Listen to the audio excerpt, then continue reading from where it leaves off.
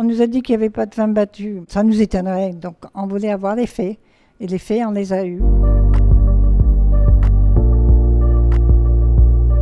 Au mois de septembre 1975, je travaillais avec Vicky Colombet qui avait créé un journal de la Ligue des droits des femmes qui s'appelait Les Nouvelles Féministes. Nous avions été avertis par Marianne Lose qui travaillait à François qu'une femme qui s'appelait Irène Pizzi était arrivée en France pour présenter son livre « Crie moins fort, sinon les voisins vont t'entendre ». Elle nous a raconté des histoires invraisemblables, mais elle nous a surtout dit que François Giroux, qui était pourtant secrétaire d'État à la condition féminine, dont on n'a jamais su ce que c'était réellement, avait refusé de préfacer son livre en disant que le problème des violences conjugales n'existait pas en France. On est rentré chez nous, c'est-à-dire chez moi, où on habitait avec mon mari de l'époque, et on a décidé d'ouvrir une ligne téléphonique pour des femmes victimes de violences. Le lendemain, mon numéro de téléphone personnel, 967 48 37, est paru dans François.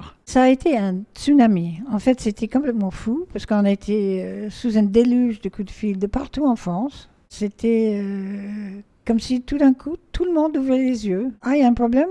Ah oui, mais moi, ça me concerne. Et ça concerne ma soeur, et ma belle-soeur, et ma mère. Rien de courageux, c'est simplement, on nous a dit qu'il n'y avait pas de femmes battues. Ça nous étonnerait, donc on voulait avoir les faits. Et les faits, on les a eus. On a commencé à travailler aussi avec tous les médias.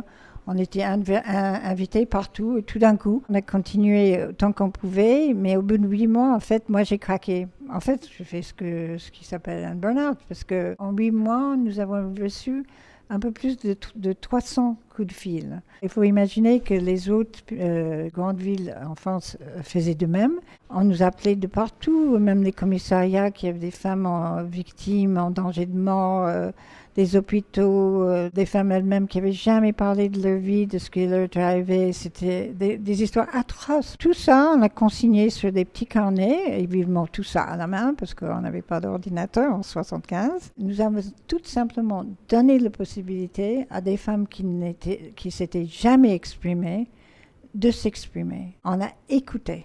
On n'a fait que ça. Et ensuite, on a passé l'information vers ceux qui pouvaient le recevoir. C'est la chose dont je suis effectivement le plus fière, pas par mon action, mais d'avoir été là et d'avoir pu écouter, d'avoir pu entendre, d'avoir pu passer, d'avoir fait partie de cette extraordinaire aventure humaine.